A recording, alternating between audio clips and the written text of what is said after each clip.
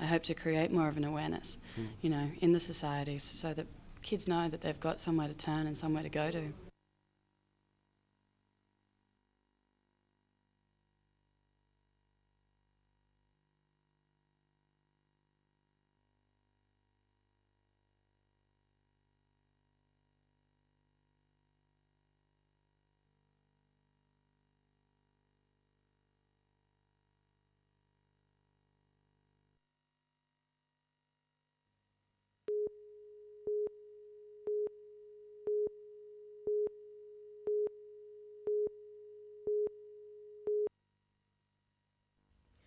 Management of John Hunter Hospital has always been proud of its low infection rate.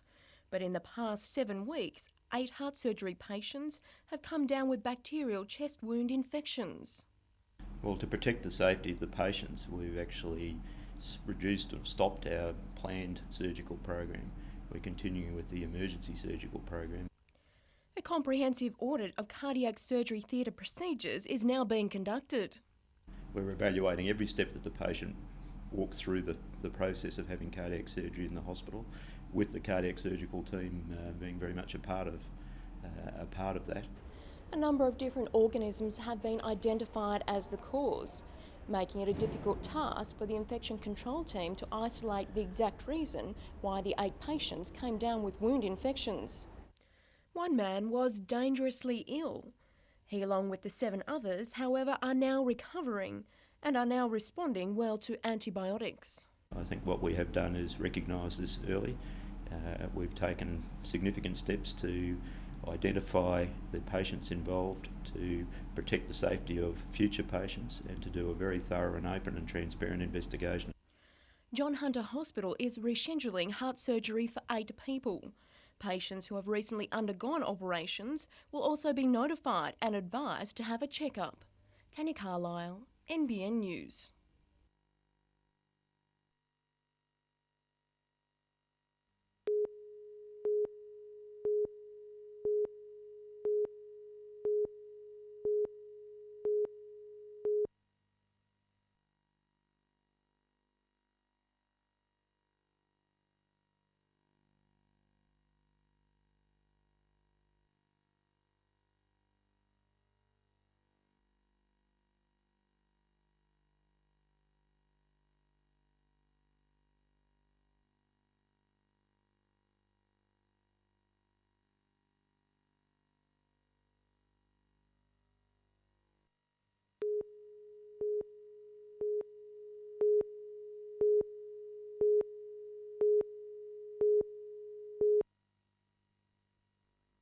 The site adjacent to the existing town pool has been vacant for years, so it was little wonder Muswellbrook Shire Council was surprised to learn the soil was contaminated. We believe some of the material is of a bituminous nature, which could indicate that it's come from some roadworks perhaps and been used as landfill in the area, when we don't know.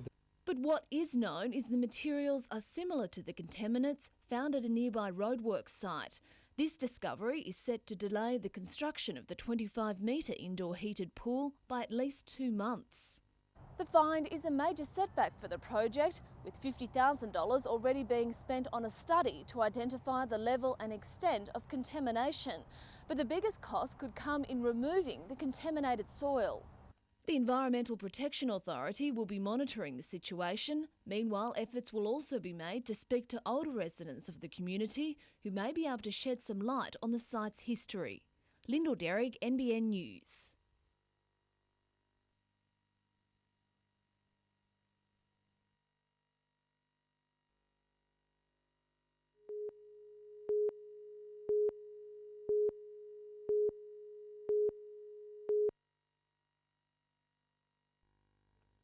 For the families of Amanda Robinson, Robin Hickey and Leanne Goodall, today was the resumption of their quest to discover what happened to the trio who disappeared in separate incidents during the late 1970s.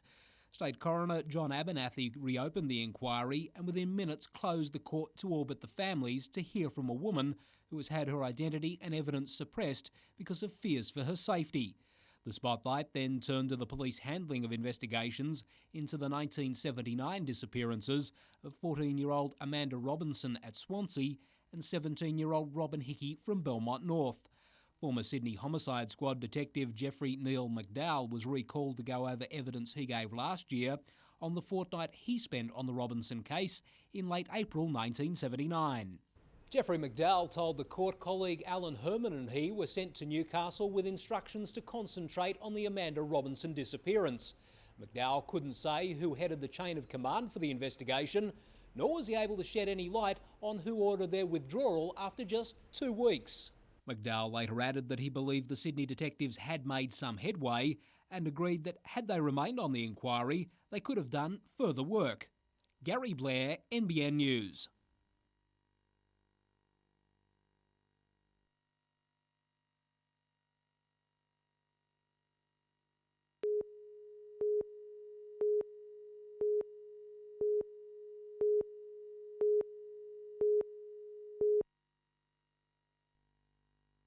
For almost 80 years, the oak factories had a close link between the Hunter's dairy industry and the region's consumers.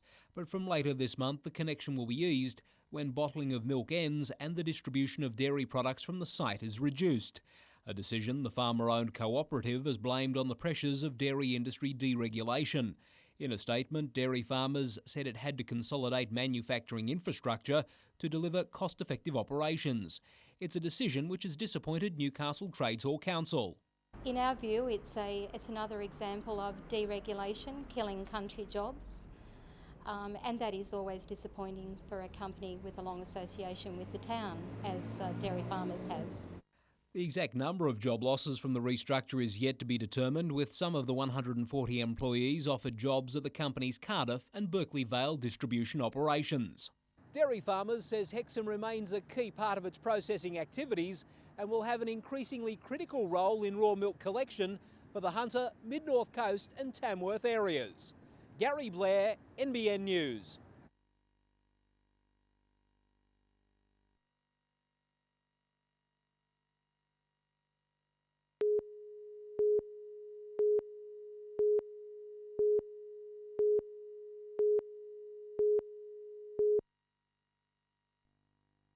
Meet Minmai Paravertebra. She's Australia's only known ankylosaur, or armour-plated dinosaur. The model that we have made is in fact a full-scale replica, and yes, it's probably about the size of a heifer cow. Minmai's the work of these wildlife artists from Newcastle University. She's more colourful than some of her contemporaries, the artists keeping in line with the current theory that dinosaurs are the ancestors of birds, not reptiles. Just 6 weeks was all that was needed to bring the creature from the Cretaceous period back to life. It's really nice to have a project where we are relying on information supplied by scientists rather than information that we can readily access ourselves. It gives us the opportunity to be even more creative than we sometimes can be. Minmai will make Sydney's Macquarie University her permanent home later this week. Lyndall Derrick, NBN News.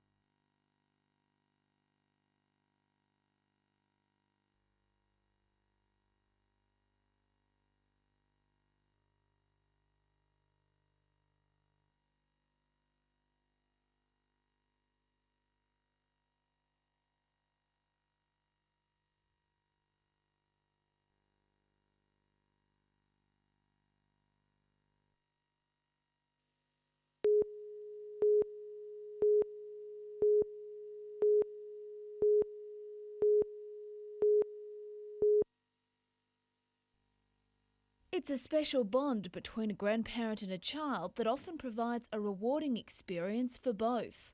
I share a lot. They're able to share with me in times where maybe they can't talk to family, and I can talk to them, and I get a lot from them. Grandparents are playing a key role in early childhood intervention programs at the University of Newcastle this week. As parents themselves, they realise just what help is needed in raising a child especially one who's developmentally delayed.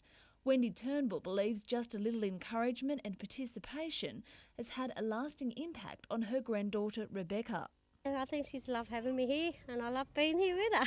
Teachers say now more than ever are grandparents needed for support in all families.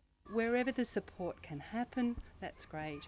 But who better than grandparents? And parenting second time round can often offer a fresh perspective on a child's potential. She's special in as much as she takes more time, but she gives you twice as much as what you give her. Lyndall Derrick, NBN News.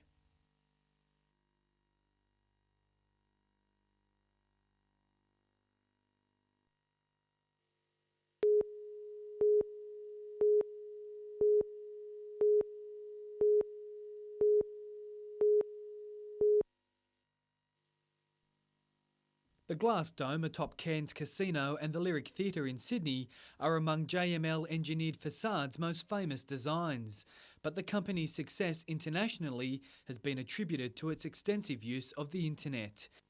JML's Michael Laver says the benefits of e-trade include cost savings, speed and efficiency of sending and receiving plans, as well as being able to remain in the hunter. And he says other enterprises simply can't afford to not be online. If you're not in it, then you won't get any business. You have to adopt the complete gambit of what e-commerce and e-trade has to offer. Now, other small to medium-sized hunter businesses had the chance to explore export opportunities through e-trade via some funding for the region's export centre. The world has become a very small place. When we talk global, it means there are opportunities for everyone. But unless you're switched on to the latest, the greatest, and have the technology, people don't even source you. Cullen Robinson, NBN News.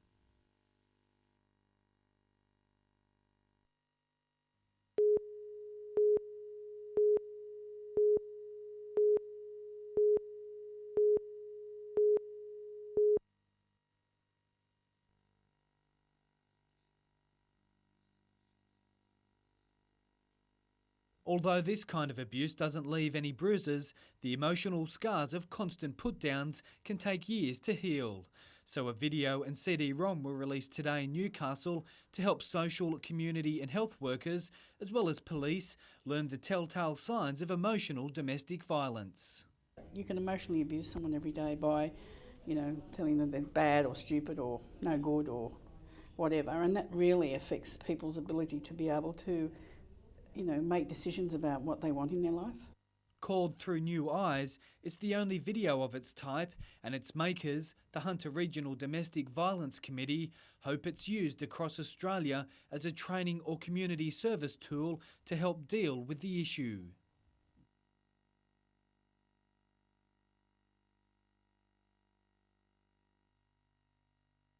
There are a range of different videos within the package that are aimed at different target groups, and certainly service providers would learn to recognise signs of the non-physical aspects of violence. They would look at the effects that the emotional, verbal, social violence might be having on somebody. Cullen Robinson, NBN News.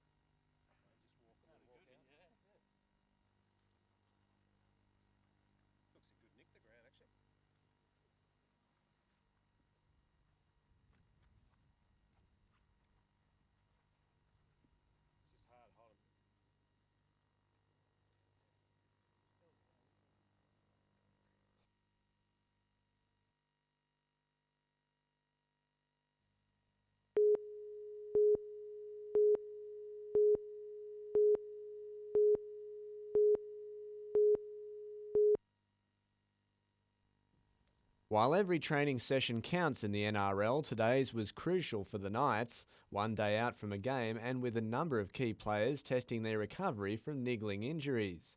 Among them Andrew Johns, who's still carrying a cork thigh, an old war wound from Origin 3. It's still a little bit sore, but I trained fully then, and once it warms up, it's fine, so should be right. I'm looking forward to playing, actually. More accustomed to groin injuries, Johns has actually been giving recovery tips to Robbie O'Davis, and they seem to have been paying off. The Knights veteran looks fighting fit. His main concern now playing opposite the man he considers to be the competition's in-form fullback. He might have been the difference between the last game, so let's hope we cut him down before he gets a chance to come my way. I might have to cut him down. We'll have to wait and see. Josh Perry should prove a formidable barrier at any rate. He's cleared to play, having been spared surgery on his injured ankle until the end of the season. That's no different than any other week, so it'll be fine. Colin Baldwin, NBN News.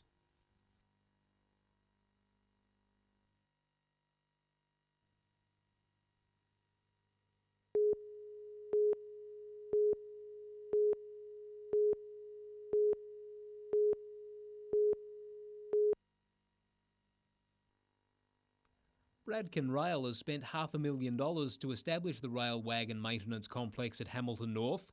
It's the first time the company has worked on rolling stock in the city, despite having a head office, design and engineering presence in Newcastle for 10 years. Bradken made the decision because of the change currently taking place in the rail industry. A lot of outsourcing, a lot more opportunities, and this is early days for us. We see that we'll expand this operation and hopefully there's a very good future for it. Today's official opening, attended by Bradken board member and former New South Wales Premier Nick Greiner, showcased the complex to customers including Pacific National, the now merged and privately owned Freight Corp and National Rail. 20 jobs have been created, with more expected as Bradken pursues expansion options. But we'd like to expand like our other operations have around Australia and maybe even do new builds in here one day, or even expand into other areas of our business like mining. Bradken's arrival in Clyde Street potentially marks a turning point for the former industrial hub. Member for Newcastle Bryce Gaudry now hopes industrial investors will consider the area for a concerted revival.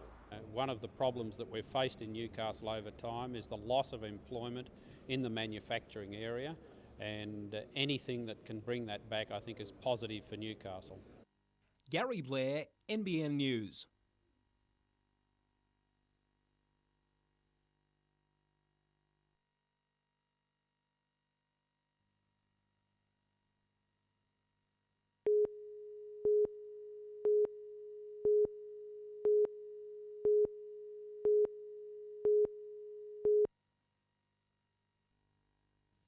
It's a fair indication of your boxing talent when organisers of the New South Wales PCYC tournament have to look north of the border to provide a fair fight. But that's exactly what's happened for Jamie Goodwin. The highly rated 17-year-old faces Queenslander Nathan DiCarlo in the intermediate 48-kilo division, one of 19 bouts on Saturday night. Yeah, it's going to be pretty hard. He's bigger than me and stuff.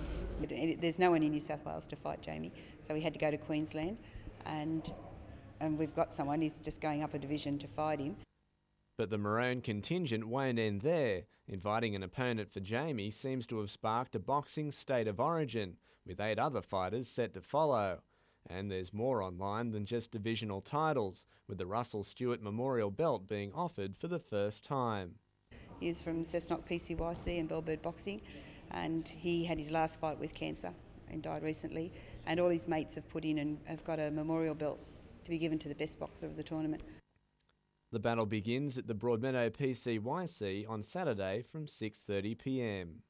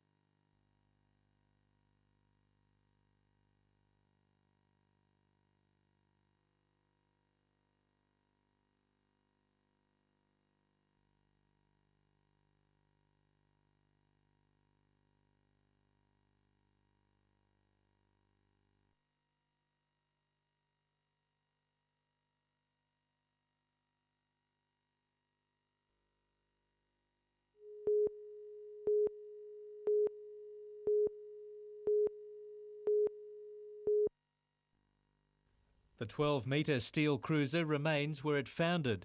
Today's rough conditions prevented a salvage operation, but conditions were worse last night when the boat with 5 people aboard unexpectedly filled with water and sank about a kilometre off Dutchman's Beach. 4 of those on board were rescued by the Volunteer Coastal Patrol and were brought ashore suffering the effects of hypothermia.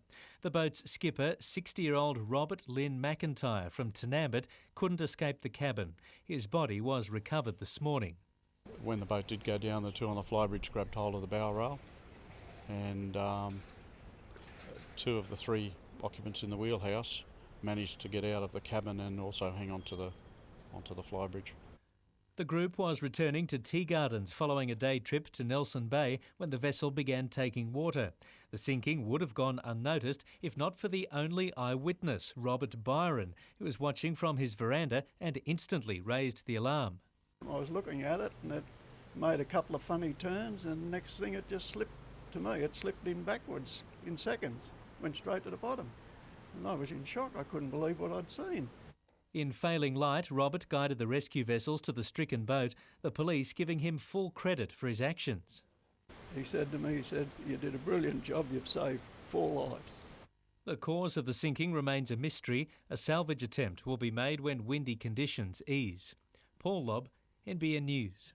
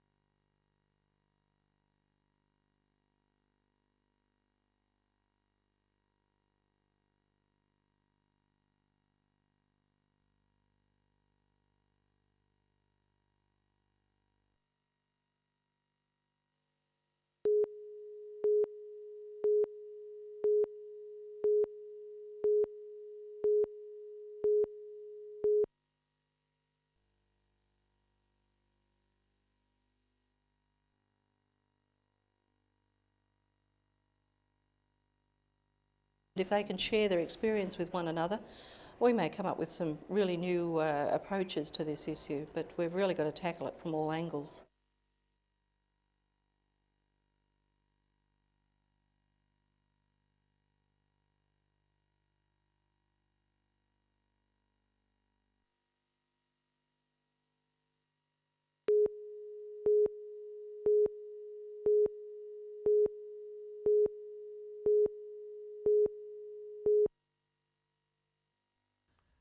Four of the country's best are also Newcastle's, and for Tamana Tahu, it's still hard to believe. With New Zealand heritage, he was a certainty for Kiwi selection a few seasons ago, but preferred to stick it out for a green and gold jumper, and the wait has been worth it. It's very special for me anyway. It's every kid's dream just to chuck on a green and gold jumper, and I'm living that dream. Steve Simpson follows a long line of hunter-bred kangaroos, but is still getting to know his new roommate and State of Origin antagonist in Gordon Tallis. It's good to meet all the Broncos boys and all the Queensland blokes, and they're great fellas, and it'll be a pleasure to play alongside them for sure. Your roomie's your roomie, just as long as he doesn't snore, I'll be happy. Former Test prop Michael Vella isn't all that pleased. The Eels forward could face a 3-week suspension after this in the opening minutes of Friday's match against Newcastle. Matt Parsons, meanwhile, escaped a suspension for a low-grade careless tackle in the same game. As for the rest of the side, they're still getting acclimatised at Canberra-like weather this week, but are more than used to the disruptions of representative football, with few at today's training. Their contribution this weekend, though, will be crucial. We've got a few games under our belt, so I think it's sort of now or never if we're going to step up and play a senior role in the team. I think we have to do it now.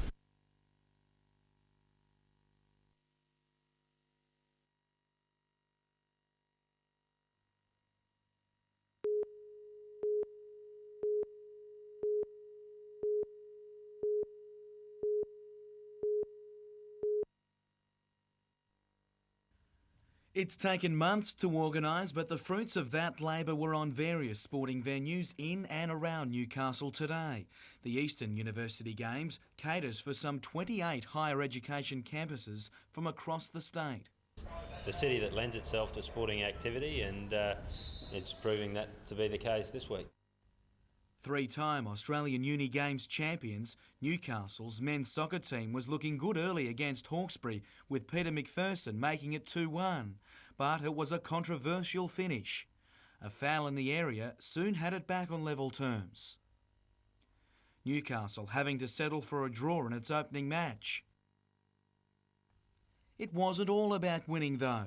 Just ask the girls' volleyball side from Uni of Western Sydney's Macarthur campus. They were happy just to get a point against Newcastle. Success on court or not, the local economy is definitely a winner. Estimated economic impact of about 1.5 million over the 4 days, so that's a direct injection of cash.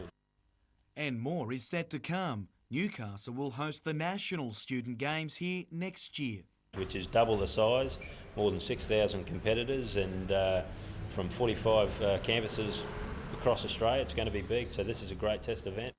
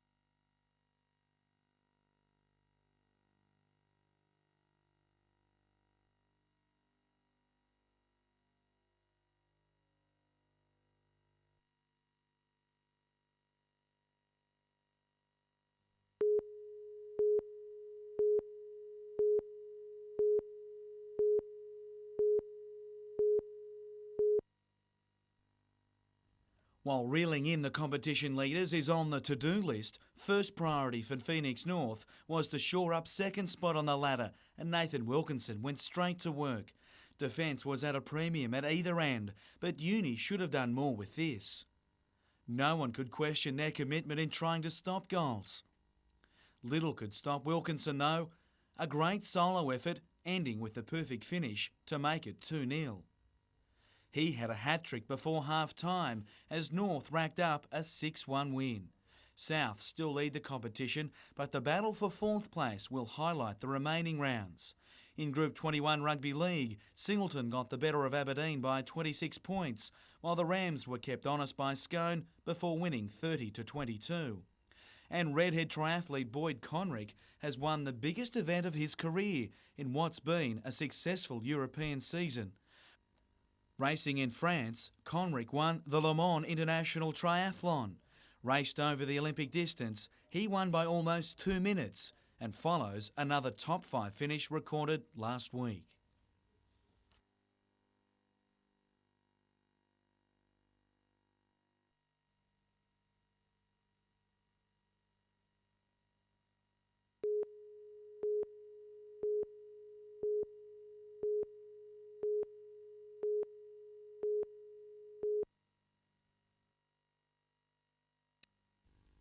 Taking aim for the first time at the Games, wind played havoc for both those on the archery range and the officials watching on.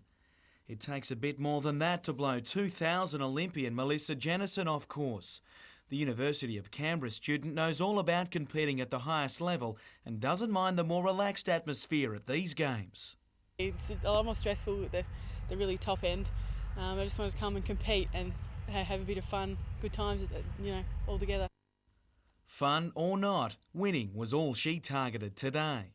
I'm all like, yeah, it's all good, just going to be fun, but at the end of the day, if I'm not getting a good score, I'm probably not going to be happy. But a shock in the men's compound bow section. Three-time winner Trent Dickerson from Newcastle's Orimba campus today finished 4th. That should mean this stray cow should be safe.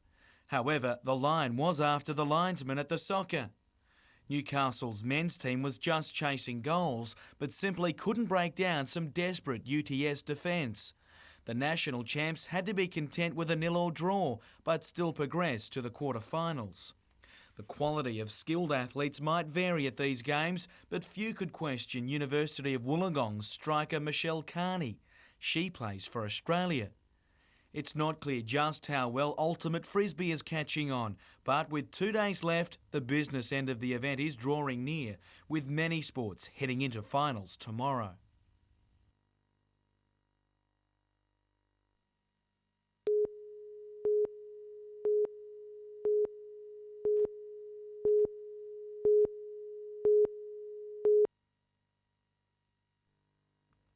It's a sign of the times and the desperation in Karua to again have a doctor practice in their town.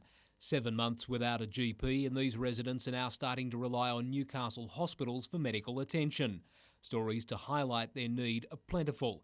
Bev Day's partner died at home on Sunday. However, the unavailability of a doctor to complete the necessary paperwork delayed removal of his body. So, from 7:10 when I found him, he wasn't removed until 10:30 in the morning, and I found that very stressful. Karua Pharmacy has become the local medical outpost. Pharmacist Trish Thatcher says despite the carrot of 2 Medicare provider numbers, government red tape is thwarting their campaign. Unfortunately, we've found that the strings attached to the provider numbers are such that we cannot get any doctor who does apply can't manage to get himself registered in New South Wales because we're not an area of need. The Hunter Rural Division of General Practice has tried to help Karua. However, the stumbling block appears to be the size of the local population and the lack of a hospital. The organisation says an overseas trained doctor isn't a magic solution because a supervising GP would also have to be attracted to the town. In the meantime, residents wait for their sign to achieve the desired result.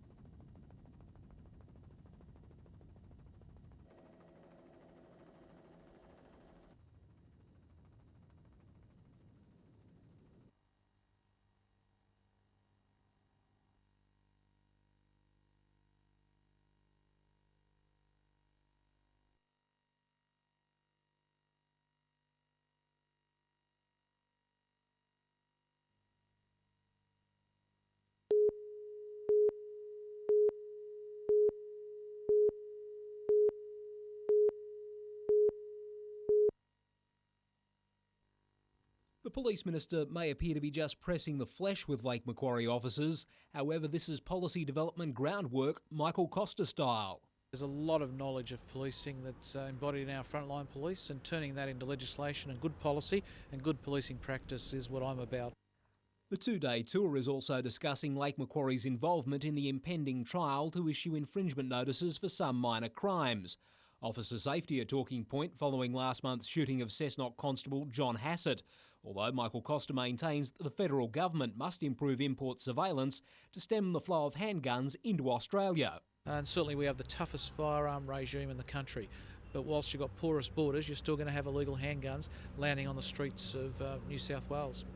Tomorrow, Michael Costa will be on the other side of the lake to hear about policing in the East Lakes area. Parliamentary colleague and Swansea MP Milton Orkopoulos says the minister can expect demands for more police and a new station. Milton Orkopoulos will raise the need for Swansea's new police station. Community groups given the task to lobby for the current station to have increased manning. I want him to sort of listen to their concerns about local policing and the need for the reopening of Swansea Police Station. Gary Blair, NBN News.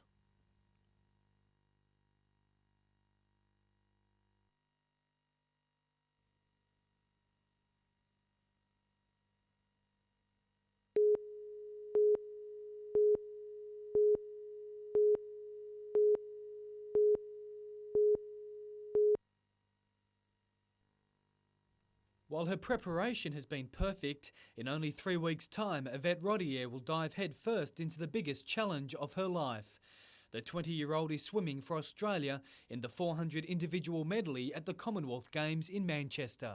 I'm starting to get really excited now, a little bit nervous getting all the last-minute shopping done. Yeah, it's getting really close. Trained by Commonwealth Games medalist Donna Proctor, Yvette's main goal is to better her performance of 4 minutes and 47 seconds. And so far, training time suggests she's on track to do just that. I'd love her to swim faster than the time that I did when I was swimming. She's certainly swimming well enough to indicate that she can do that. She's been doing a lot of PB sets, so I most definitely hope she can. But despite swimming more than 50 kilometres a week as part of an intensive physical training regime, her psychological strength has also been given a workout. A hypnotherapist has been helping Yvette focus her energies and combat pre-race nerves. I don't get quite put to sleep, I don't run around like a chicken, but yeah, she just relaxes me and talks to me as I'm in the relaxed frame of mind so that I will remember things on cue. Cullen Robinson, NBN News.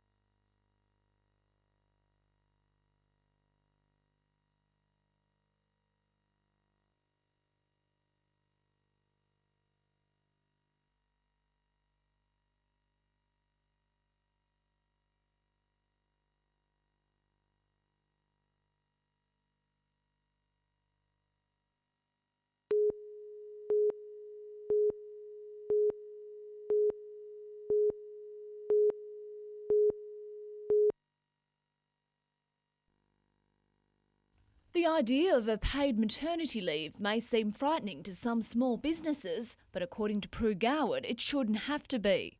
Nobody has suggested that small business or even big business pay for this.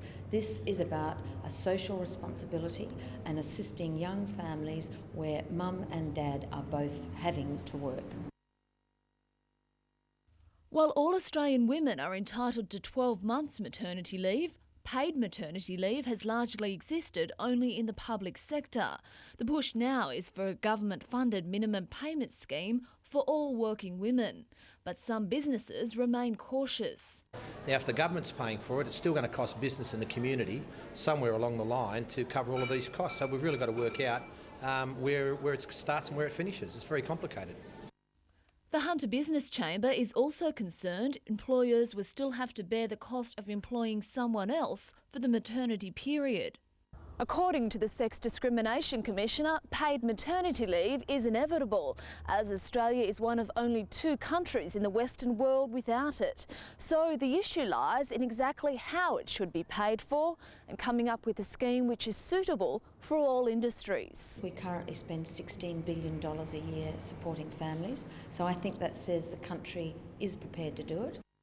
But before the government does decide, it seems the community needs more information about the issue, as some fear it could lead to discrimination. I think there will be some employers who will find it difficult to put it aside when choosing between a male employee and a female employee. And that will be unfortunate, but that's where information's got to get out. Lyndall Derrick, NBN News.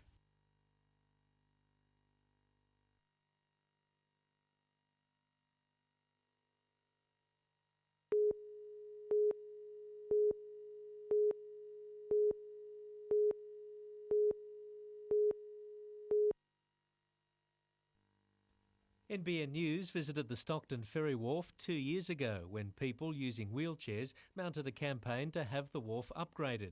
The state government has finally come to the party with work now underway on a brand new $1 million wharf. But the Newcastle terminal, owned by the City Council, is still without wheelchair access.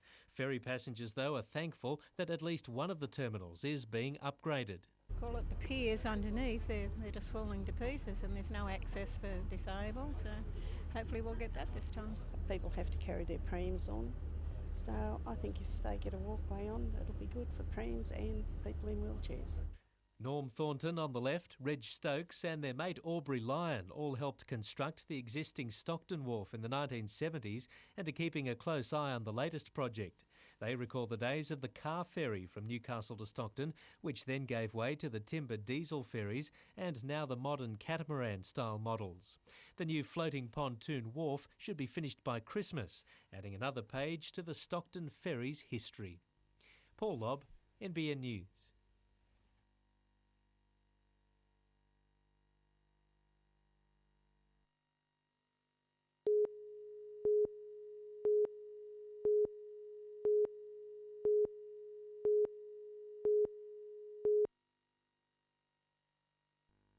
It took just a matter of seconds for the state's Northern Rail line to be thrown into chaos. Around 6:30 this morning, 24 wagons of an empty coal train headed for the Hunter Valley derailed near Hexham. Just minutes later, a passenger train, travelling in the same direction with 40 people on board, sideswiped the wagons and also came off the tracks. Dan came running down and said the train's derailed, so we raced out and had a look, and a few minutes later the passenger train came flying along and hit. Just couldn't see a thing for ages, for a while, with the black dust and everything flying. We heard some screaming, ringing AAA to get the emergency services. People screaming out and bleeding, and so raced over with some blankets and towels. The driver of the passenger train reportedly saw the derailed wagons at the last minute and somehow managed to dive to the other side of the carriage. The drivers were uninjured but shaken, understandably. It was a lucky escape for those on board. All up, 8 people were taken to hospital with minor injuries. All were later released. The main question to be answered from today's incident is why the driver of the oncoming train had no warnings of the freight train derailment up ahead. But the Transport Minister couldn't offer any explanations. All trains and train drivers have radios and radio systems. What occurred on this particular occasion, I can't answer. It's also not clear whether the radios used by each of the trains were compatible. The government undoubtedly is scrambling to find out exactly what happened in both accidents and what happened in terms of communications between the two trains and between the trains and the control centre. In the last 2 years, there's been at least 7 derailments in the Hunter Valley. While there's no explanation for today's derailment, a split rail has been ruled out. No trains are expected to pass through the site until tomorrow night. Lyndall Derrick, NBN News.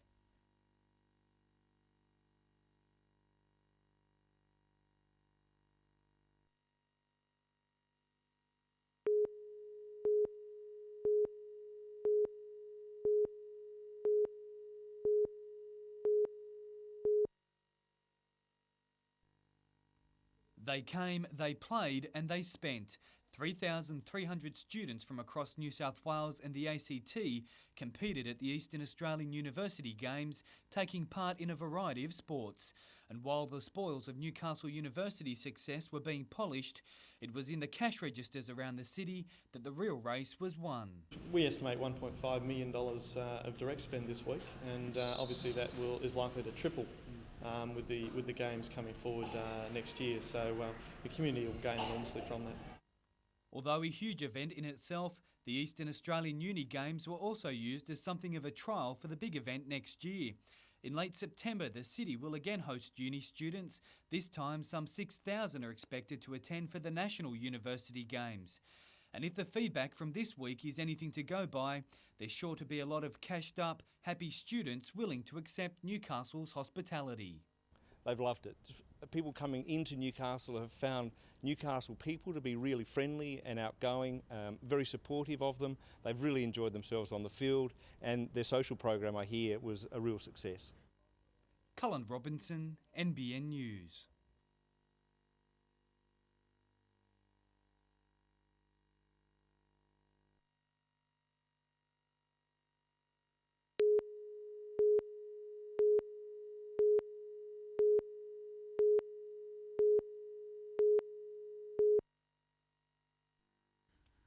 Inspired by Maitland's upset win on Thursday night of Central, Souths would have started with similar thoughts against the high-flying Magpies today. Torres halfback James Batty is one of 3 leaders on the try scorers list, but was called back for this effort. His captain, Les Smith, is another at the top, but he sets up just as many as he scores. Together with Brendan Doolan, they had Scott Coxon over. It was a bit hit and miss, but Coxon certainly felt this. The big blow, though, landed with Matt Coombe, who stormed over for a 12-0 lead. The Lions clawed back, and after a run of possession, Brendan Hills made sure it was turned into points. But you don't give Batty a second chance. After being denied earlier, the Magpie half made it 15 tries for the year with a blistering run to the line. Up 18-4 at the break, Torres just went further ahead thanks to Coxon and Brendan McKell. Rob Smith had his game turned upside down, care of Scott Armstrong and Jason Holland.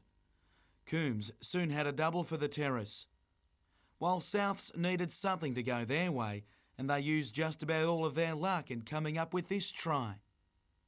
Terrace too good, winning comfortably, 40 points to 14.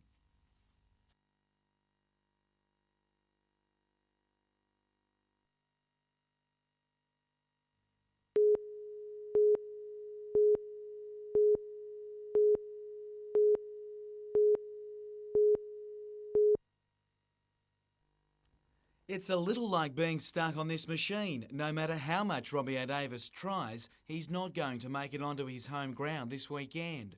Carrying a groin injury since before the Origin series, the fullback has battled through the pain, but enough's enough. Unfortunately, I spoke to the doctor this morning and he's put me out this week, and then he's going to take it week in, week out. That goes against advice. He should have surgery. You hate to get operated on, no matter what it is. If I'm not playing at 100%, then I'll look at the surgery side of things, but that'll put you out for 6 weeks, and mate, with the injury toll I've had over the last few years, I don't want to be missing any games. Daniel Abraham is also on the injured list. A cracked rib will sideline him for at least 2 weeks, while Mark Hughes travelled to Sydney today for scans on an injured ankle. The representative players, meanwhile, will enjoy some well-earned rest this week after what's been a hectic schedule. It was capped with a frustrating day at Canberra where Newcastle got little joy from the referee. Probably noticed the pressure on Joey's face in the game yesterday more than any other game of the year. He's pretty much glad it's all over and backing up, just really starting to take its toll on to the champion players. Newcastle are at home to Penrith on Sunday.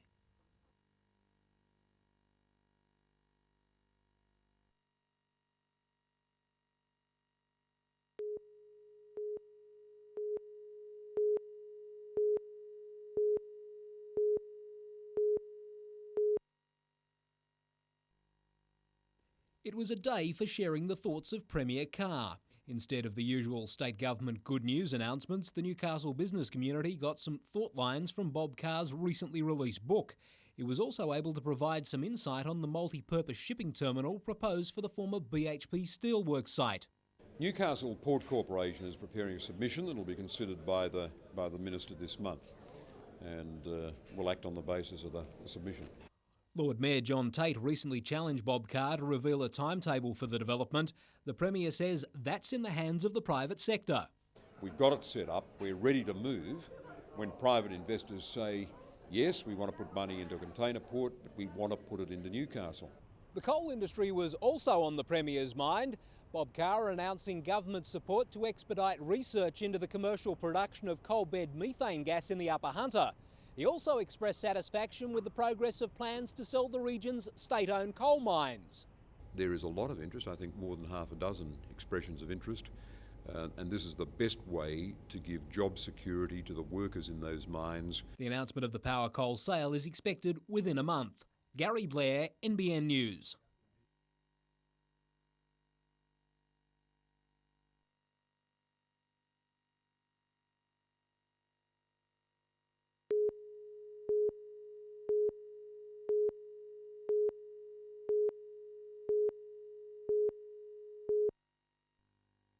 The proposal is to upgrade the existing rifle range at Cessnock and develop several other ranges. It's been in the planning for 4.5 years. The state government has already allocated $1.3 million towards it, but now a residents group has formed, saying it doesn't want the centre.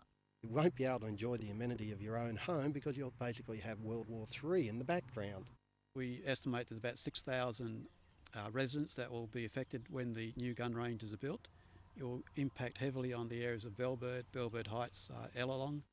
A spokesperson for the Complex Trust declined to comment on camera today, but said there won't be any increase in noise and the International Standards Centre will actually attract more people to the area.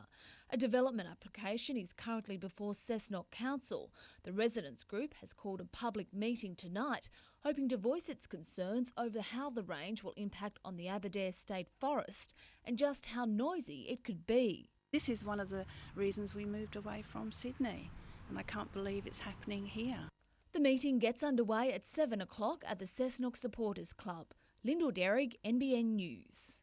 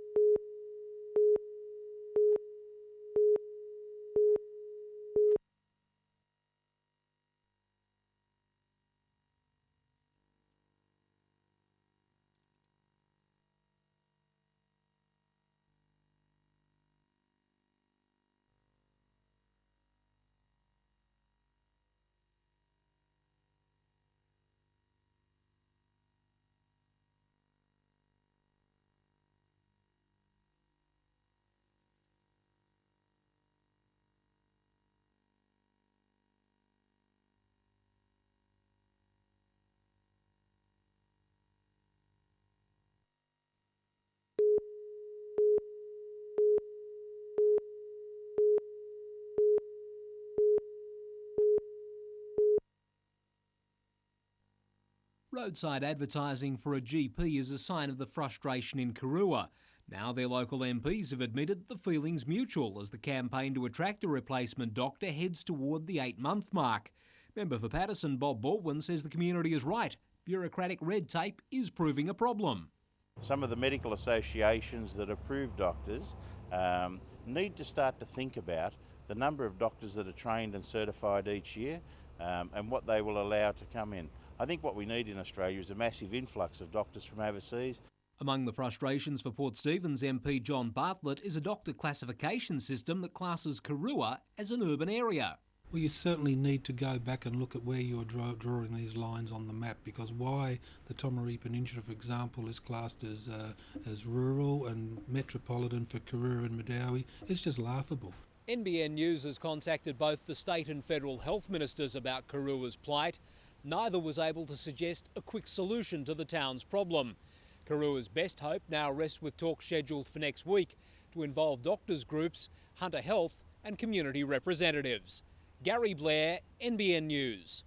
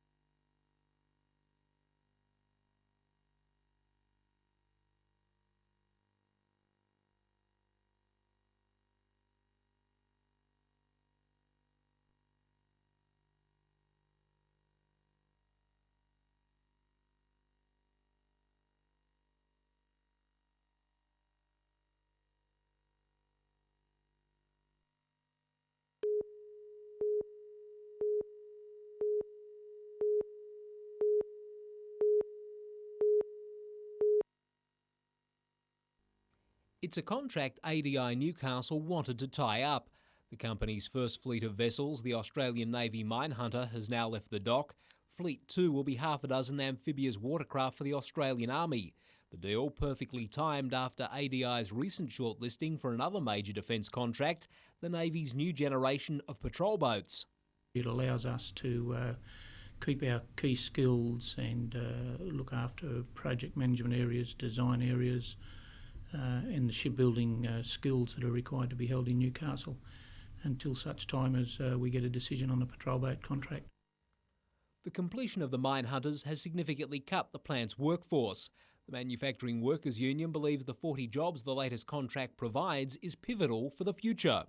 We've lost a lot of skills and people go to a new work practice. This one here will help and it'll continue the skills in the area. The amphibious watercraft are being viewed by the Newcastle Hunter Business Chamber as another indication that the region is back as a shipbuilder.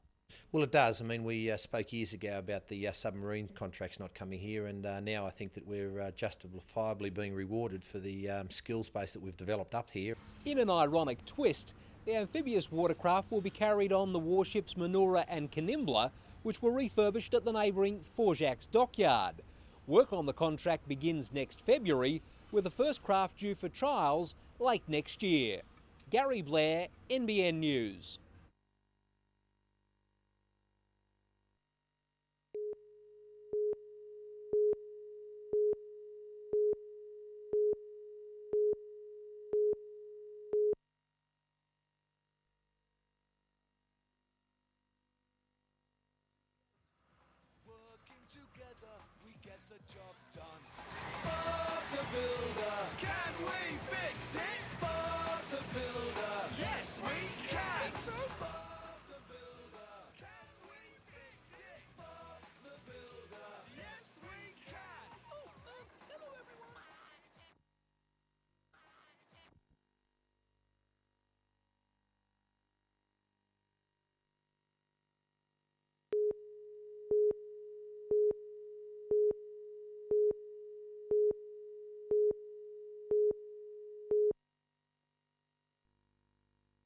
Now in its 11th year, The Hunter Festival of Sport was originally designed as a series of competitions and activities for the July school holidays, but it's grown into much more.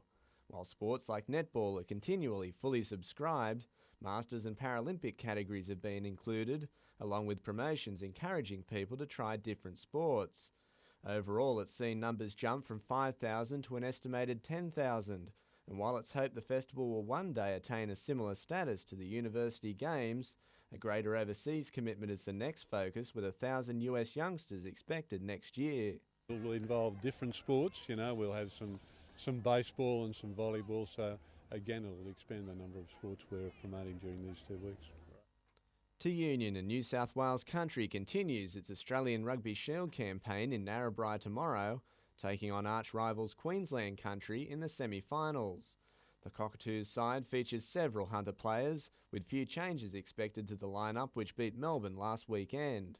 Country duty has affected Hamilton and the Wanderers more than most, and their top-of-the-table NHRU clash tomorrow could decide the minor premiership and club championship.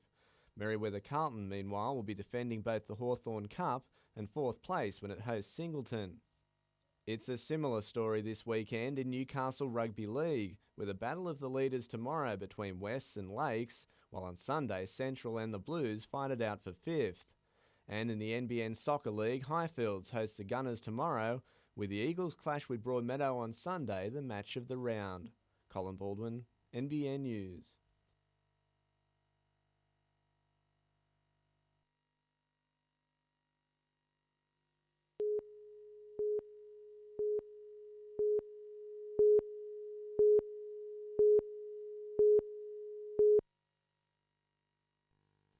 Chris Vine has been riding bikes for most of his 17 years, and when it comes to downhill racing, it certainly shows. In the recent state series, it seems only a case of the flu kept him from winning all 7 rounds, a victory at the last in the Blue Mountains sealing the under-19 title. The whole season worked out really well for me, and I'm happy to come away with the win, so it was good. Now things step up another gear, with Chris leaving for Switzerland next week to join fellow Australian riders, including clubmate Taylor Muxlow, ahead of an assault on the World Championships in Austria. The lead-up races and the event itself in September will be his first taste of international competition, and it's not just road racing that's popular in Europe. Yeah, it's like so much bigger than Australia. Australia's only such a small part of cycling as well, so it's going to be a good experience to get over there and race against the world's best. And for the Cardiff teenager, the pressure won't end there. His next race will be the one home to come to grips with his HSC trials. Colin Baldwin, NBN News.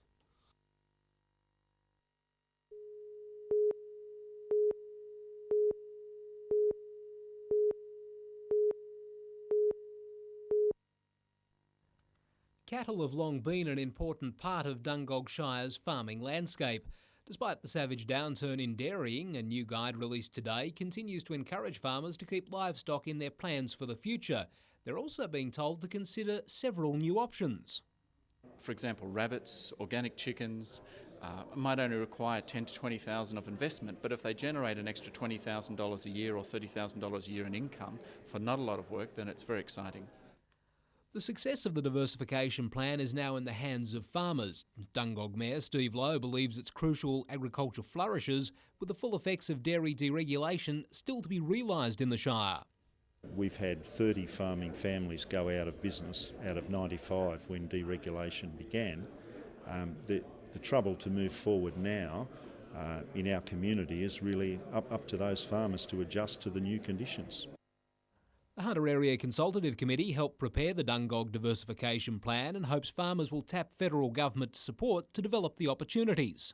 And we can help them to develop new investment and new jobs for the Dungog Shire. Gary Blair, NBN News.